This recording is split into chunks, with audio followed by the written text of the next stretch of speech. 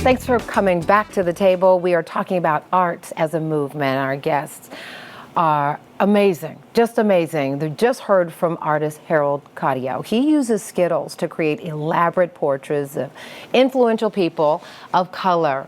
The art series of his is called The Colored Collection. It features portraits of Beyonce, Tupac, Nelson Mandela, Bob Marley, and the list goes on, but it also started with Trayvon Martin.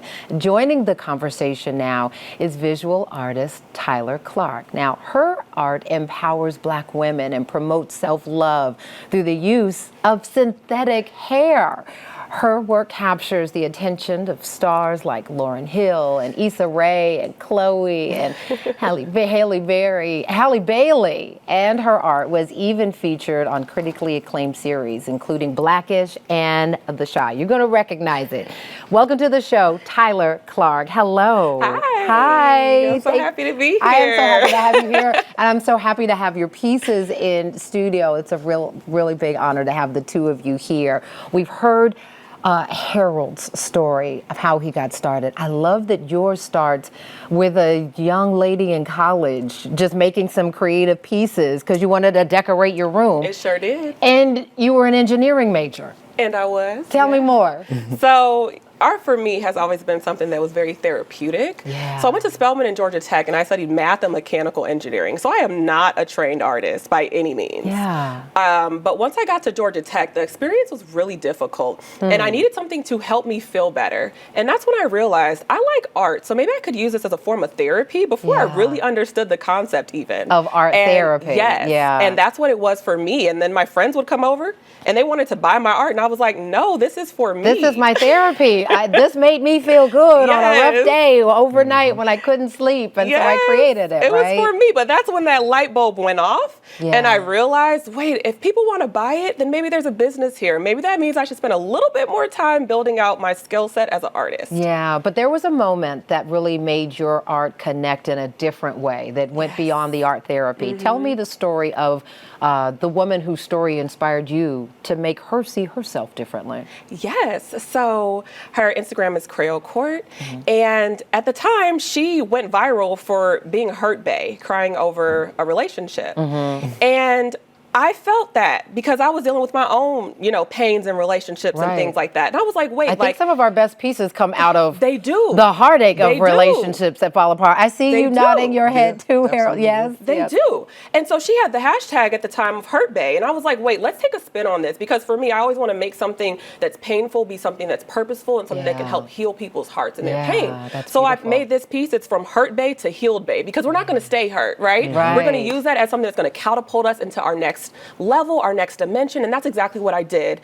And this time, I decided I wanted to put some hair on my artwork. Why hair? So, I'm a Black girl with a lot of hair. You see are? It laid right now. Yes, I put my time on this hair, you but did honey, lay the edges, time. got the fresh press. Yes. Okay.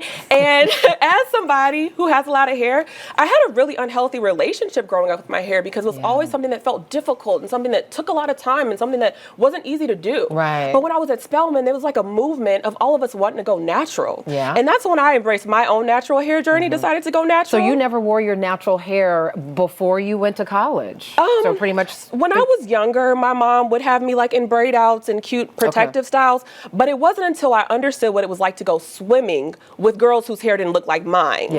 That's when I realized I wanted that same aesthetic of when I get out of the water, my hair is straight. And I didn't have to have so much time spent on managing it. And so that was really the thing that made me want to get relaxers. So, of course, that's why most women did, right? But how did you turn that feeling, that love, sometimes not love relationship that we have with our hair, into works of art that ultimately caught the attention of celebrities? Yes.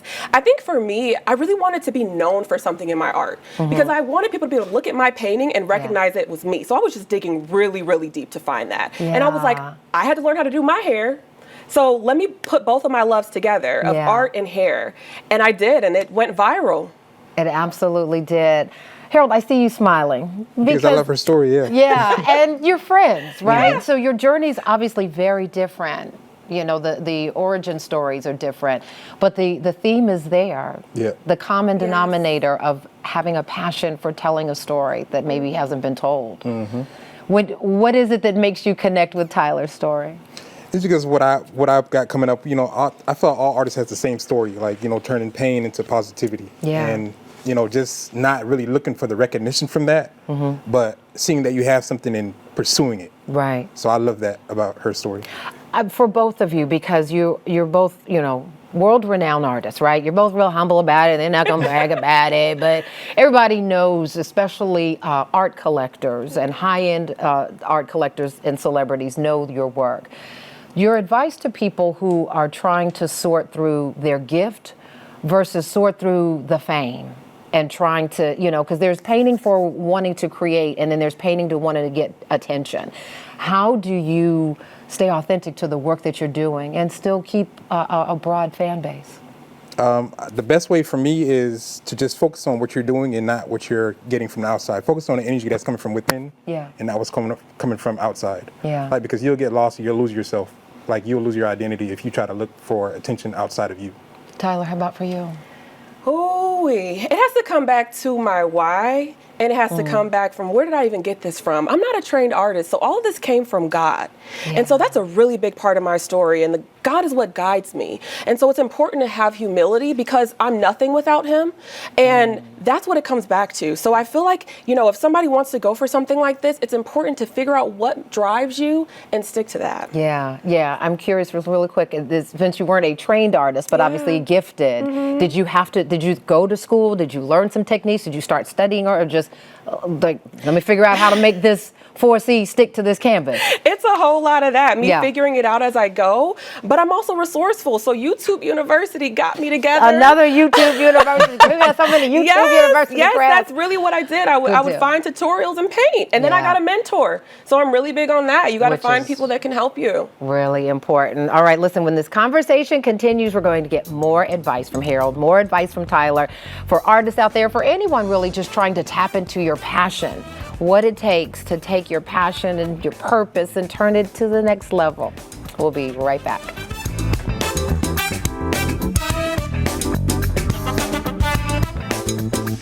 Thank you so much for watching. I really appreciate it. And I really want to thank you for season 3 of Portia. It's because of loyal viewers like you that we keep getting to share this daily dose of positivity all across the country. So just a reminder, I still need you to like, comment, and subscribe. And go ahead and tell your friends. You can catch us now in Orlando, in San Francisco, in Atlanta, and all across the country on Fox Soul. Tell your friends. We'll see you soon on Portia.